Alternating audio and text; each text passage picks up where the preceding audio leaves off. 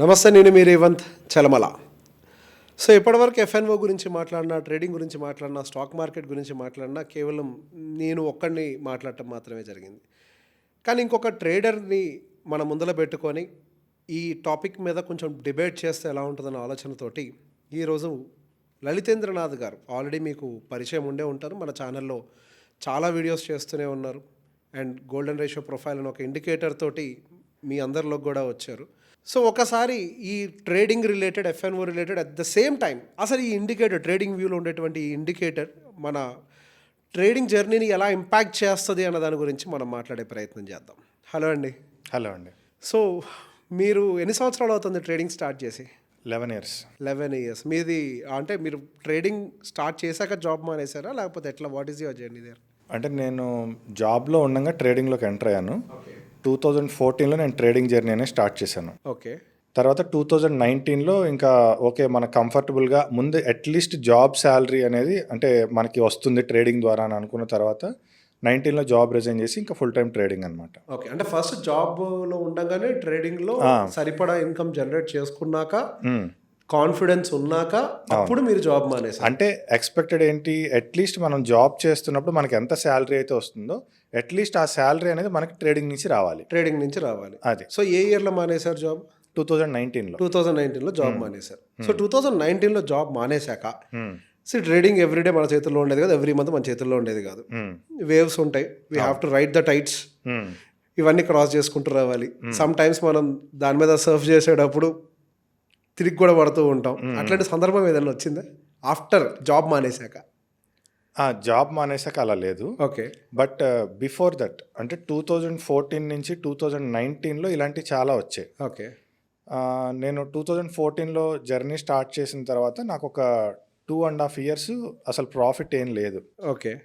సీక్వెన్షియల్గా కొంచెం లాసులే ఎక్కువ ఉన్నాయి. ఎప్పుడో 1-2 సందర్భాల్లో ప్రాఫిట్ కనపడుతుంది కానీ ఎప్పుడు లాస్లే ఉంటాయి. ఓకే. అరౌండ్ 2016-17 మధ్యలో ఉన్నప్పుడు ఏంటంటే ఒక చిన్న స్ట్రాటజీ ఒకటి నేనే ఫైండ్ అవుట్ చేసుకున్నా. ఓకే. సో అది మన Gann square of 9 calculator plus volume oscillator అని ఒకటి ఉంటుంది ట్రేడింగ్ వ్యూలో. ఈ రెండింటిని కంపారిజన్ చేసుకుంటే, ఈ రెండింటిని కంబైన్ చేసుకుంటూ ఒక చిన్న స్ట్రాటజీ ఫస్ట్ చూశాను. ఒక 1 week చూసా. ఓకే. చూసి ఓకే ఇదేదో కొంచెం వర్కౌట్ అయ్యేలా ఉంది అని చెప్పేసి సో దాని మీద ఇంప్లిమెంట్ చేశాను. దాని మీద ఇంప్లిమెంట్ చేస్తే నాకు వితిన్ 2 monthsలో మ్యాసివ్ ప్రాఫిట్స్ వచ్చాయి. నాకు ఉన్న అప్పులన్నీ తీరిపోయినాయి. అసలు ఒక డేలో నాకు ప్రాఫిట్ అనేది వితిన్ 5 minutesలో వచ్చేసేది. ఓకే. మార్కెట్ స్టార్ట్ అయిన జస్ట్ 5 minutes, మ్యాక్సిమం 10 minutes, అంతకన్నా పట్టేది కాదు. సో అసలు ఇంకేముందో మనకు తిరుగులేదు అనుకున్నా. 2 months అసలు సమస్య లేదు, లాస్ అనేది లేదు మనకి. ఓకే. Only selling. మార్కెట్ ఏ కండిషన్లో ఉందో నాకు అనవసరం, నేను మాత్రం ఓన్లీ సెల్లింగ్. ఓకే. అది కూడా ఏంటంటే ఒక స్టాక్ ఎంచుకునేవాడిని. రేపు ఏ స్టాక్ మీద సెల్ చేయాలి వాళ్ళ ఈవినింగే డిసైడ్ అయిపోతా.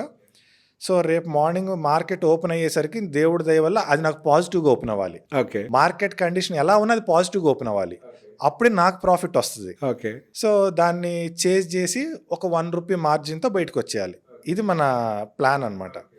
2 months అసలు తిరుగులేదు మనకి.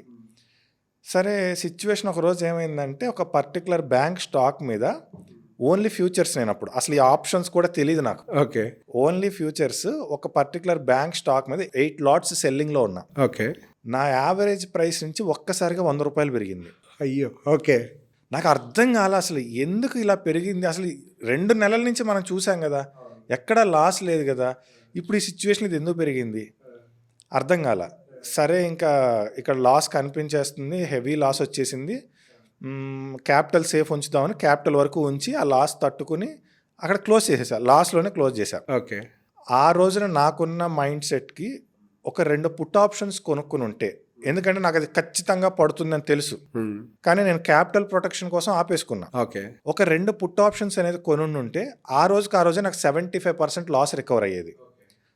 ఆ రోజు మనకు ఆ నాలెడ్జ్ లేదు. ఓకే. సో పడిపోయింది. సరే 2 నెలలు కష్టపడి ఎర్న్ చేశాం కదా, మళ్ళీ తిరిగి ఎర్న్ చేద్దాం, ఏం పోయిందని చెప్పేసి మళ్ళీ నెక్స్ట్ డే నుంచి మళ్ళీ స్టార్ట్ చేశా. ఓకే. స్టార్ట్ చేస్తే ఒక 2000 rupees లాస్ కనపడితేనే చేతులు షివర్ అయిపోతున్నాయి. సైకాలజీ ఇంపాక్ట్ మొదలు పెట్టింది. అసలు మామూలు కాదు అది. ఒక 1 week చూసి ఇక అయిపోయింది, మనం కేల్ కథం అని చెప్పేసి అక్కడికి ఆపేశాను. అప్పుడు ఇలా కాదు మనం అసలు అంటే ఆ 1 రూపీ మార్జిన్ కోసమే కష్టపడుతున్నాము. బానే ఉంది. ఇలా ఎంత కాలం కష్టపడతాం? ఓకే. ఇలా పోనీ ఓకే. మనం కష్టపడతాం, ఎర్న్ చేస్తాం. కానీ ఒక్క స్టాక్ మార్కెట్‌లో ఎర్నింగ్ మీద ఓన్లీ ఎర్నింగే డిసైడ్ అవ్వదు. మన హెల్త్ ఇంపాక్ట్ ఉంటుంది. మన ఫ్యామిలీ ఇంపాక్ట్ ఉంటుంది. ఎన్నో రకాలు. అంటే మన హెల్త్ ఇంపాక్ట్ అయిందంటే ఆటోమేటిక్‌గా ఫ్యామిలీ ఇంపాక్ట్ అంటే ఫ్యామిలీ ఇంపాక్ట్ అయిపోతుంది. ట్రేడింగ్ అన్నిటిని ఇంపాక్ట్ చేస్తది. అన్నిటిని ఇంపాక్ట్ చేస్తది. సో, ఇది రైట్ వే కాదు. మనం చేస్తుంది రైట్ వే కాదని చెప్పేసి అప్పుడు నేను డేటా అంటే నాది బేసిక్‌గానే కంప్యూటర్ సైన్స్ బ్యాక్‌గ్రౌండు. సో, నేను data analytics stock market prediction problem స్టేట్మెంట్‌గా తీసుకొని పీహెచ్‌డీ రిజిస్టర్ చేసుకున్నా. ఓకే. ఎందుకంటే కనీసం పీహెచ్‌డీ కోసమన్నా మనం దీని మీద రీసెర్చ్ చేయాలి కదా! అని చెప్పేసి రీసెర్చ్ స్టార్ట్ చేశాను. సరే అది నేను వేరియస్ రీజన్స్ వల్ల మధ్యలో డిస్కంటిన్యూ చేసేసాను. పీహెచ్‌డీని డిస్కంటిన్యూ చేశా. కానీ రీసెర్చ్ ఆపలేదు. ఓకే. ఈ రీసెర్చ్‌లో నేను వేరియస్ అంటే లైక్ మూవింగ్ యావరేజ్ కాంబినేషన్స్ అని, సూపర్ ట్రెండ్ అని, అదని, ఇదని ఎగ్జిస్టింగ్ ఇండికేటర్స్ మీద ఎన్ని రకాలుగా చేయాలో అన్నీ చేశాను. ఓకే. అయితే నేను పర్సనల్‌గా అంటే నాకు ఆ రోజు దెబ్బ పడింది కదా! ఏంటి 8 లాట్స్ నేను సెల్ చేసి ఉన్నాను. అది పెరిగింది. ఎందుకు పెరిగింది? అని ఒకసారి నేను చెక్ చేస్తే ఆ రోజున ఒక ఫేక్ న్యూస్ సర్క్యులేట్ అయింది ఆ స్టాక్ మీద. ఓకే. వారన్ బఫెట్ దాంట్లో ఇన్వెస్ట్మెంట్ చేస్తున్నాడని ఒక ఫేక్ న్యూస్ సర్క్యులేట్ అయింది. లేదంటే నాకు ఆ రోజు లాస్ వచ్చి ఉండేది కాదు. ఓకే. సో, ఆ ఫేక్ న్యూస్ వల్ల అది పడిపోయింది. అంటే ఈ ఫేక్ అది న్యూస్ ఇంపాక్టా ఇంకోటి ఇక ఇవన్నీ నాకు అనవసరం. వాల్యూమ్ జనరేట్ అయింది. మనం దాన్ని పట్టుకోవాలి. సో, ఒక స్టాక్ ఎందుకు పెరుగుతుంది? ఎందుకు పడుతుంది? ఏంటి? నాకు ఇప్పుడు డబ్బు కాదు కావాల్సింది. నాకు స్టిల్ ఇంకా నేను అప్పుడు జాబ్‌లోనే ఉన్నా 17కి. నాకు డబ్బు కాదు. నాకు అప్పుడు లాస్ కూడా లేదు. నేను అన్ని ఫైనాన్షియల్‌గా క్లియర్ అయిపోయి నేను ప్రాఫిట్‌లోనే ఉన్నా. ప్రాఫిట్ పోయింది నాకు. ఓకే. సో, ట్రేడింగ్ హోల్డ్ చేశా. ఆపేసి అసలు బేసిక్ లెవెల్ నుంచి మార్కెట్ పెరిగితే ఎందుకు పెరుగుద్ది? పడితే ఎందుకు పడుద్ది? అని చెప్పేసి స్టడీ చేశా. ఇంకా మనకి టెక్నికల్ అనాలిసిస్‌లో మనకేంటి ఉంది ఇండికేటర్స్. అవును. సో, ఈ ఇండికేటర్స్ అన్నిటి మీద చెక్ చేసేటప్పుడు నేను ఇండికేటర్‌ని ఎప్పుడూ కూడా ఈ ఇండికేటర్ వాడు బై చేయొచ్చా? ఈ ఇండికేటర్ వాడు సెల్ చేయొచ్చా? అనే కోణంలో నేను ఎప్పుడు చూడలా. ఓకే. ప్రతి ఒక్క ఇండికేటర్‌కి ఆథర్ ఎవరో ఎతికాను. ఓకే. ఆ ఆథర్ దాన్ని ఏ పర్స్పెక్టివ్‌లో డిజైన్ చేశాడు? ఓకే. ఆథర్ పర్స్పెక్టివ్ ఒకటి ఉంటుంది. మనకేంటంటే యూట్యూబ్ ఛానల్ ఓపెన్ చేయగానే ఫర్ ఎగ్జాంపుల్ ఆర్ఎస్ఐ ఉందనుకోండి. ఆర్ఎస్ఐ ఇండికేటర్ 70 రాగానే సెల్ చేయండి, 30 రాగానే బై చేయండి అంటారు. మరి ఎవ్రీ టైం 70, 30 చేస్తే ఇంక అసలు ట్రేడర్స్ లాస్ అవ్వరు కదా! అవును. సో, నేను అందుకని ఏంటంటే అసలు ఆ ఆథర్ పర్స్పెక్టివ్ ఏంటి అని చెప్పేసి ప్రతిదీ కూడా ఆథర్ పర్స్పెక్టివ్‌లో చూస్తే నాకు కొంచెం ఒక మంచి ఫార్ములా ఏదన్నా ఉంది మార్కెట్‌లో అంటే యావరేజ్ ట్రూ రేంజ్. ఓకే. ఇది ఒక్కదాన్ని యూజ్ చేసి ఎక్కువ ఇండికేటర్స్ డిజైన్ చేశారు. జనాలు ఎక్కువగా వాడే సూపర్ ట్రెండ్ డిజైన్ చేసిన దానికి కూడా ఏటీఆర్ఏ. ఒక చిన్న సీక్రెట్. నేను వాడే ఇప్పటికీ ఇండికేటర్ అది. సో, సక్సెస్ఫుల్‌గా అంటే స్టాక్ మార్కెట్‌లో ఉన్న the most successful formula ATR. అవును. దాన్ని బేస్ చేసుకుని నువ్వేమన్నా చెయ్యి. So, okay. అది కూడా అయిపోయింది. సరే ఏటీఆర్ ఒక రకం అంటే సరే మరి నాకు ఇది పెరిగేది కరెక్ట్‌గా ఈ మూమెంట్‌లో పెరుగుతుంది. అంటే నాకు ఇప్పుడు ఫర్ ఎగ్జాంపుల్ ఒక మిడిల్ క్లాస్‌గా మనం ఏంటంటే ఒక ₹1,00,000 పెట్టి స్టాక్ మార్కెట్‌లోకి వచ్చామండి. అందరు సంపాదిస్తున్నారు. మనం సంపాదించాలి. ఇదే కదా ఒక కామన్ మ్యాన్‌కి. So, okay. మనం వస్తున్నాము. మనకి పొద్దున్నే మార్నింగ్ కాల్స్ ఇస్తారు టీవీల్లో. ఒక ఈక్విటీ స్టాకు ₹100 ఉంది. కొనండి. 110 టార్గెట్, 95 స్టాప్ లాస్ అంటాడు. 110 టార్గెట్ వస్తే no problem. 95 stop loss hit అయితే నాకు ఒక 10% ఎగిరిపోద్ది నా క్యాపిటల్. అవును. ఓ 10 టైమ్స్ పడితే అయిపోయిందండి. ఇక నేను ఇంటికి వెళ్ళిపోవడమే. సో, మనకి రిస్క్ అలా ఉండకూడదు. మన రిస్క్ ఎప్పుడు ₹100 మనం బయ్యింగ్ ప్రైస్ ఇస్తే 99 ఆర్ 98 నా స్టాప్ లాస్ ఉండాలి. Okay. Very marginal stop loss ఉండాలి. 1-2%. అంతకన్నా నేను ఎక్కువ స్టాప్ లాస్ పెట్టకూడదు.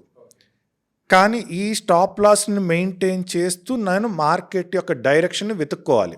ఓకే. సో, ఇలా వెతికి ఒకానొక సిచ్యువేషన్‌లో ఇంకా మనం క్విట్ అయిపోదాం. ఇంకా మనకు స్టాక్ మార్కెట్ పనికిరాదు. మనం జాబ్‌లో ఉండటమే సేఫ్. ఓకే. స్టాక్ మార్కెట్ అనేది వేస్ట్ అని ఒక డెసిషన్‌కి ఆల్మోస్ట్ వచ్చేసాను. అప్పుడు నాకు WD గ్యాన్‌ది ఒక చిన్న పీడిఎఫ్ దొరికింది. అందులో గ్యాన్ ఫ్యాన్ అని ఒక టూల్ ఉంది. ఆ టూల్‌ని నాకు అర్థం చేసుకోవడానికి చాలా టైం పట్టింది. అది అసలు చాలా మ్యాథమెటిక్స్, ఆస్ట్రాలజీ ఇంక్లూడ్ అయి ఉంటుంది దాంట్లో. సో, ఆస్ట్రాలజికల్ ఇండికేటర్ అది. Tool complete astrology tool. Okay. అది ఇండికేటర్ కాదు, టూల్ అది. టూల్ అది. ఓకే. మనం ఓన్గా డ్రా చేయాలి, మాన్యువల్గా మన చేతితో డ్రా చేయాలి. డ్రా చేయాలి. ఓకే. సో ఆ టూల్ని చూసాను, ఇదేంటి వెరైటీగా ఉంది. ఇప్పటివరకు మనం మూవింగ్ యావరేజెస్ చూసాం, బోలింగర్ బ్యాండ్స్ చూసాం, సూపర్ ట్రెండ్ చూసాం, ఇదేంటి అసలు వెరైటీగా ఉంది, ఇంతవరకు మనం చూడలేదే ఇంత రీసెర్చ్లో అని చెప్పేసి ఆ టూల్ని ఇంప్లిమెంటేషన్ చేయడానికి స్టార్ట్ చేశాం. అయితే WD గ్యాన్ ఫిలాసఫీస్లో ఇది చెయ్యండి వర్కౌట్ అవుతుందని చెప్తారు, కానీ అది ఎక్కడ మొదలు పెట్టాలి ఎక్కడ ఎండ్ చేయాలని ఆయన చెప్పలా. ఓకే. ఆయన ఏ ఫిలాసఫీలో ఆయన ఒక మొత్తం 6 థీరీస్ ప్రపోజ్ చేశారు. ఏ ఒక్క థీరీలోనే ఇది చెప్పలేదు. అంటే మీరు ఇక్కడ మొదలు పెట్టండి ఇక్కడ ఎండ్ చేయండి అనే పాయింట్ ఇవ్వలేదు. అది మనం డీకోడ్ చేసుకోవాల్సి వచ్చింది. సో ఆ డీకోడింగ్కి ఆ ఫ్యాన్ని 45 డిగ్రీస్లో పెట్టాలి. ఓకే. సక్సెస్ సీక్రెట్ ఫ్యాన్ని 45 డిగ్రీస్లో పెడితే వస్తుంది. సరే దాని కింద మీద పెట్టి 45 డిగ్రీ అంటే మనకి మ్యాథమెటిక్స్లో ఒక్క స్క్వేర్లో తప్ప ఎక్కడ 45 రాదు. అవును. సో నేను ఇప్పుడు ఆ స్కేల్స్, ప్రొట్రాక్టర్లు, పెన్సిల్ అన్నీ తెచ్చి దాన్ని ఒక స్క్వేర్గా ఆ ట్రేడింగ్ వ్యూ స్కేల్ని అలైన్మెంట్ చేసి ఒక స్క్వేర్ బాక్స్ గీసుకుని కొంచెం డ్రాయింగ్స్ అలా ఇలా చేశాను. డైలీ 20 స్టాక్స్ చేశాను. ఒక 6 మంత్స్ ప్రాక్టీస్ చేశాను. ఓకే. రిజల్ట్ ఉంది, బట్ నాట్ పొడిచేసే అంత రిజల్ట్ అని కాదు, కానీ ఇప్పటి వరకు చూసిన మార్కెట్ రీసెర్చ్తో పోలిస్తే ఇది బెస్ట్ అవుట్పుట్. ఓకే. చాలా బెస్ట్ అవుట్పుట్. ఏంటంటే ఫ్యాన్ యాంగిల్ కట్ అయిందంటే నైఫ్తో కోసినట్టు అలా పడిపోద్ది మార్కెట్, పైకి కూడా అలానే వెళ్తుంది అనమాట. ఓకే, దీనికి ఇంకా ఏదో మనకు కావాలి, ఆస్ట్రాలజీ రిలేటెడ్. అసలు ఈ ఆస్ట్రాలజీ ఏంటి అని చెప్పేసి అప్పటిదాకా మీరు దీంట్లో ఆస్ట్రాలజీ నేను చూడలేదు. ఓకే. ఎప్పుడైతే జ్ఞాన్ మీకు ఇంట్రొడ్యూస్ అయిందో యూ స్టార్టెడ్ ఎక్స్ప్లోరింగ్ ఇన్, అప్పుడు మనం ఆస్ట్రాలజీ. సో తర్వాత ఓకే, మనకి ఇంకా ఈలోపు మనకి కాన్ఫిడెన్స్ వచ్చింది, మనం సర్వైవ్ అవుతాం మార్కెట్లో అని చెప్పేసి ఇంకా జాబ్ రిజైన్ చేసేసి మనం ట్రేడింగ్ చేస్తూ మళ్ళీ మన రీసెర్చ్ ఎక్కువగా చేసుకుంటూ వచ్చాం అనమాట. ఈ రీసెర్చ్లో ఈ ఆస్ట్రాలజీ గురించి తెలుసుకోవడానికి పర్టికులర్గా మళ్ళీ నేను కొంత ఆస్ట్రాలజీ మీద దృష్టి పెట్టాను. ఓకే. ఇండియాలో ఒక ఆయన ఉన్నారు, ఇంద్రదీప్ బెనర్జీ అని. ప్రజెంట్ ఆయన బుక్స్ అవైలబిలిటీలో లేవు. ఆయన training 10 lakhs, personal training 10 lakhs అయింది, ఓన్లీ ఆస్ట్రాలజీ. ఓకే. ఆయన బుక్ కూడా ఏం చేశారంటే పబ్లికేషన్స్లోంచి తీసేశారు. సాగర్ పబ్లికేషన్స్ అని సంథింగ్ ఒకటి ఉంటుంది, అక్కడ వాళ్ళ దగ్గర పబ్లికేషన్లో కూడా బుక్ తీసేశారు. ఓకే. ఆయన బుక్లో రాశాడనమాట. సో ఇవాళ నక్షత్రాన్ని బట్టి వాళ్ళ డేట్ని బట్టి మార్కెట్ సైకిల్ ఎలా ఉంటుంది ఏంటి ఇలా చాలా రాశారు. లక్కీగా నాకు అది ఒక అబ్రాడ్ వెబ్సైట్లో దొరికింది, మన ఇండియన్ వెబ్సైట్ కాకుండా అబ్రాడ్ వెబ్సైట్లో దొరికింది. అది తీసుకున్నా, అది కొంచెం స్టడీ చేశాను. దాని తర్వాత రాజమండ్రిలో ఒక సిద్ధాంతి గారి దగ్గరికి వెళ్ళాం. నా స్టూడెంట్ ఒక ఆయన తీసుకెళ్ళాడు అనమాట. సరే రండి ఒకసారి వెళ్దామని వెళ్తే ఆయన కొంచెం స్టాక్ మార్కెట్ మీద అవగాహన ఉంది, ఆయన కొంత ఇన్పుట్స్ ఇచ్చారు. సో దాన్ని మళ్ళీ నేను టెక్నికల్ అనాలిసిస్లో ఎలా ఇంప్లిమెంట్ చేయాలి అని ఆలోచించి అప్పుడు ఫ్యాన్ని ఎగ్జాక్ట్ 45లో ఎలా పెట్టాలి అని చెప్పేసి ఆలోచించాను అన్నమాట. ఈ ఇన్ బిట్వీన్ మళ్ళీ మనకేంటంటే WD గ్యాన్ కూడా ఫిబొనాకీ థియరీని వాడారు. ఓకే. ఆయన 3 ప్రిన్సిపల్స్ వాడారు, 1 ఆస్ట్రాలజీ, 2 జామెట్రీ, 3 ఫిబొనాకీ. ఓకే. అసలు ఈయన ఫిబొనాకీని ఎందుకు వాడారు, ఫిబొనాకీలో అంత గొప్పతనం ఏముంది అని చెప్పేసి కాసేపు గ్యాన్ అలా పక్కన పెట్టి ఓన్లీ ఫిబొనాకీ మీద రీసెర్చ్ చేశాను. దాంట్లో మనకు ఒక అవుట్పుట్ వచ్చింది. ఇప్పుడు ఈ రెండింటిని కంబైన్ చేస్తే బెస్ట్ అవుట్పుట్ అనేది వచ్చిందనమాట. ఓకే. సో అట్లా మనం ఈ రీసెర్చ్ ప్రాసెస్ అనేది ఇట్లా ఒకటి స్టెప్ బై స్టెప్ బిల్డ్ చేసుకుంటూ వచ్చాం అనమాట. సో ఫైనల్గా మనం ఆ ఫిబొనాకీ మీద ఈ గ్యాన్ ఫిలాసఫీని అప్లై చేయడం వల్ల ఒక బెస్ట్ అవుట్పుట్ అనేది వచ్చింది. ఓకే. ఇప్పుడు ఒక చిన్న ప్రశ్న, ట్రేడింగ్లో ఏం సంపాదించారని అడగను, ట్రేడింగ్ వల్ల, నేను డబ్బు పరంగా కాదు, ట్రేడింగ్ వల్ల మీరు కోల్పోయింది ఏంటి?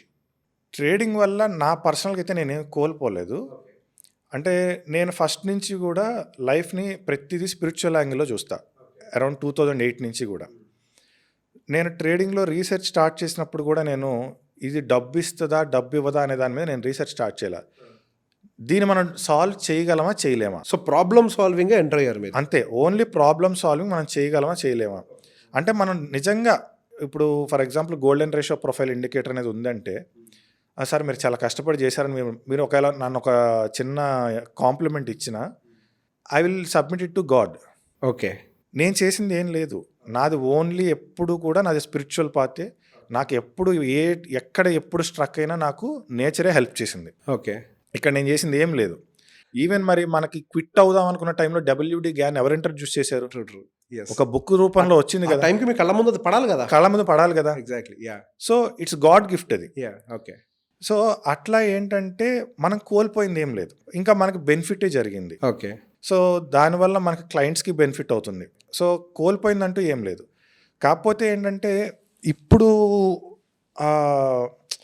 లైక్ ఎలా చెప్పాలంటే, నాకు అది మార్కెట్ అనేది ఒక కొత్త లైఫ్ని చూపించింది. మార్కెట్ అనేది ఒక కొత్త లైఫ్ని చూపించింది.